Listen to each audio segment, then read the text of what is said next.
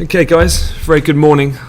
Welcome to the briefing then for Wednesday the 17th of August.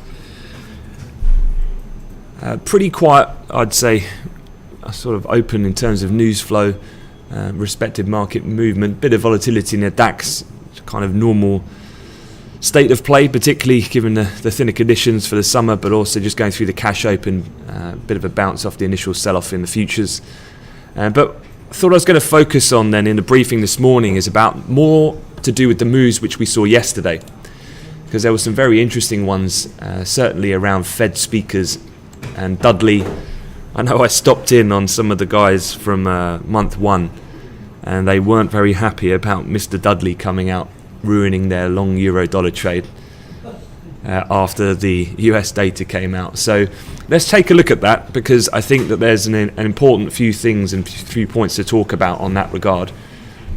First of all, let's just identify the initial moves here. I've got a T-note chart on the bottom left, and I've also got euro-dollar, so we can look at the dollar movement initially here to Dudley. So one of the most important things from yesterday was the market was awaiting some key economic data, and that was the CPI readings, of which has grown in significance given that's the part of the dual mandate of the Fed which has been lagging somewhat low inflation conditions, making it increasingly more difficult for the Fed to hike into that environment. Then the data came out at 1:30, and it came out, the US CPI, weaker than expected. So the dollar was already selling off from the overnight session. We had some dovish comments from Fed's Powell overnight the day before.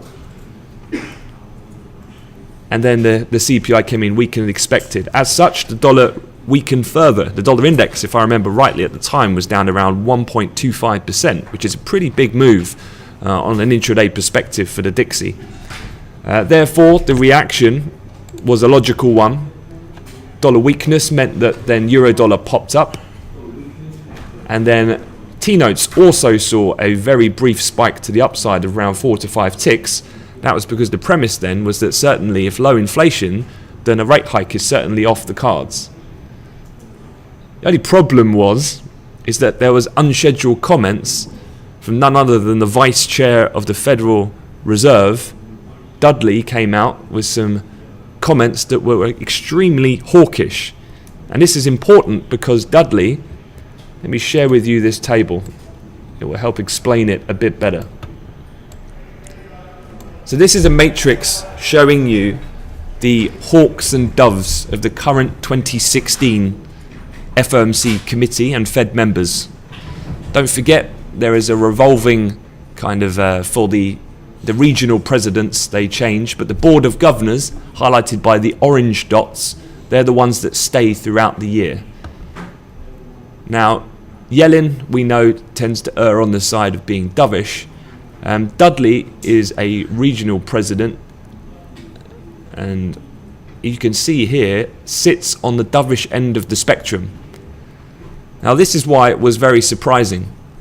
Twofold. One, being the vice chair means that you should be closely aligned with the governor, and you should be more representative of the board, the committee. And also, the second surprise was that Dudley is a dove, and yet he's talking about raising rates in September, or September is a live meeting, and talking about where Treasury yields are and where they should be, intonating towards the market is not priced aggressively enough for the prospect of potentially hiking rates this year. And that's why you had such a kind of drastic move or reaction to that comment. I think the timing was also a little bit to play, given it came just after the actual CPI release, but then look at the reaction that we saw after that. Now, even though, like as at the time we were saying, this is very much a Fed play to balance, let's say, communication, so that the market does not price out too far down the timeline the potential of a rate hike. The market saw quite a big sell-off in treasuries. You can see here a move from around 32.16 all the way through the 132 mark. And then euro-dollar likewise completely reversed that initial spike higher and then came lower. So one thing is, no matter how kind of you might feel like you're seeing through the tactics of the Fed, you can't fight against the movement of the market. And one of the most important things as well, like just reading through some of the investment bank research this morning, it starts to make a bit more sense, I think, why Dudley spoke yesterday. It certainly has elevated a little bit of the significance for the FOMC minutes this evening. So Deutsche Bank, they've said that while the July meeting statement, that's the last FOMC statement, was moderately more upbeat than the June statement, Dudley's comments suggest the minutes of the July meeting might lean more hawkish with respect to the Fed's desire to hike again before year end. At a minimum, the meeting minutes should emphasize that September is very much a live meeting.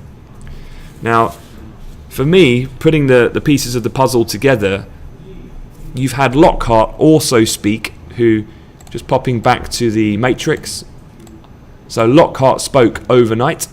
Lockhart, also a leaning dove, has come out and been exceptionally hawkish. Lockhart said overnight, US economy likely strong enough for at least one interest rate increase before the end of this year, possibly 2 rate increases. I would not rule out September, citing what he described as ongoing US job gains and healthy signs that inflation will pick up, possibly justifying a rate increase at the Fed's policy meeting next month. So 2 more important on the scale and dovish members being overtly hawkish. This just screams out to me that the Fed minutes this evening will be hawkish. This is how you prep the market. If they did not speak and the market was pricing out a rate hike not until well into 2017, and you dropped a hawkish Fed minutes, the market's going to go into high amount of volatility, and that's what the Fed want to avoid with their mandate of price stability. So what do? You start to bring up the market expectation more into a line with your existing Fed dot plot projections, which still, remember, are currently for 2 rate hikes this year. I do firmly believe that the minutes, how will they be hawkish? I feel they'll be hawkish by still being optimistic and leaving September as a live option. No more, no less. So ultimately, they're not going to pay too much heed to the weakness in recent, say, economic data points that we may have seen. And don't forget, these are minutes, so they are slightly dated. But I think they'll just remain optimistic, particularly on the jobs front, and it will lean on the more hawkish side. And hence the reason Yellen has sent out the senior troops to kind of prep the market for that event. Don't forget, Janet Yellen speaks at the end of the month in her semi-annual testimony. I myself am expecting the same type of delivery to kind of keep options open. And then in September, when I feel that they won't hike rates, that's when they'll amend their dot plot projections, but to still keep 1 rate hike on the table. That's kind of how I see things playing out on a policy point of view. Looking at Dudley's and Lockhart's, what they've done to the market in terms of a pricing point of view, September, as I say, still very unlikely. 15% probability of a rate hike. December, though, look at that, crept up now, 45%. We were down at around 30% last week. We're now up to 45%. So certainly these hawkish tones out of the Fed are paying dividend in terms of getting the market to reprice expectations. Okay, let's move on. Taking a look at crude oil here. Got my chart on the top right-hand corner, and I'm just highlighting here the release of the API crude oil inventories last night. You can see here we had a move lower, was the initial spike. Now, why did this occur? Let me bring the table of data into play. It's really the gasoline number that's been the one that the market moved on. Now, just recapping, the crude figure was a drawdown of 1.007 million. Don't forget, the market was anticipating a build of 950,000. I think these green numbers here, just so you're not confused, was the last price. This was last week's number, so put in a bit of context. Cushing was a drawdown. This is the blue figure here, or the blue bar. a drawdown of 680,000. Markets were expecting a build of 100,000. So you might ask yourself, well, both those figures then were bullish for prices. Why did we move lower? The gasoline number last night was a build of 2.167 million. That's the biggest build in 6 months, according to some data sets. So looking at the distillates, that was a build of 2.406 million. So really it was the gasoline. You can see it here, it's highlighted, that blue bar. You can see here the timeline on the bottom of 2016. So you're looking at this as being one of the biggest builds in such a long time. This is why the trading these crude numbers can be tricky. And it does take a bit of experience, because it's not always just one headline, or it's not always just a Cushing, or it's not always just a US output that's going to move the market. The market's kind of focus does change. And what I would do when trading the Department of Energy numbers or later on this afternoon is I use the APIs as my guide then for what the market will likely focus and move on when the Wednesday's DOE numbers come out. And given the fact that the market moved lower last night and the headline and Cushing numbers were certainly bullish, then the market has moved on this premise of the gasoline number. And the gasoline on a statistical basis has moved out of its recent range. And so therefore, I will be looking for the gasoline to be a predominant driver of the inventories when we see those hit at 3:30 this afternoon. Since that time though, in terms of WTI crude, you can see we are lower post those numbers. However, we have settled very much with the pivot providing support through the overnight session and early this morning.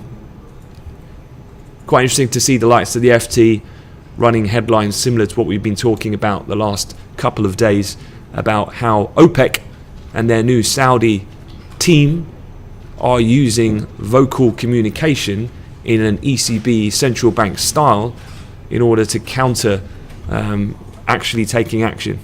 And as you can see, although we've come back a bit, as I say, from the bearish gasoline number last night in the APIs, we are still up at 46.30, which is fairly elevated in comparison to recent weeks. Okay, quick look at the calendar then. More UK data forthcoming, 9:30, following on from the slightly firmer inflation reading that we had yesterday, which did help boost cable at the time. We're now turning our attention to the job situation. Just one word of warning though, jobs I would say is not really so much of a focus from the Bank of England's point of view. Much like the Fed, it's inflation which is the headache at the moment. Looking at unemployment rate in the UK, actually last month 4.9%. It's the lowest figure since October of 2005. So unemployment is not really a massive issue at the moment. The jobless claims as well, they were slightly up last month, but still nothing I think that's going to make the MPC worry at this point in time from that perspective. Back to the calendar, fairly light actually for major economic data out of the US, only the Department of Energy numbers to look out for. So remember, be up to speed with exactly what the API numbers were last night. And then you've got the FOMC minutes, that'll be at 7 o'clock this evening. As a reminder, we will not be open to covering live, but you can of course log into your Squawk box and they will be taking you through the whole event and the aftermath. An interesting point then to finish, look at this. You've got the most vocal of all the Fed members, Bullard, speaking 1 hour before the minutes come out. Now, call me cynical, this is starting to be pretty explicit what the Fed are doing here. They're certainly rolling out all the big hitters to prep the market for possibly what I feel will be a more hawkish leaning minutes. Bullard, again, a voter, so is key because is one of the main setters of policy and is speaking explicitly on US economy and monetary policy. These are the key things that I'm looking for when judging news events to trade. Is one, who is it? What did they say last time? What's the recent Fed line? What does it come ahead of, i.e. the minutes? 2, are they a voter, non-voter? 3, what's their stance? And 4, what exactly are they talking about? and all my boxes are checked when this event happens at 6 p.m. this evening. Okay guys, going to leave it at that. That's your morning wrap. Enjoy the session, and again the next kind of scheduled event coming up, UK jobless numbers at 9:30. Have a good day.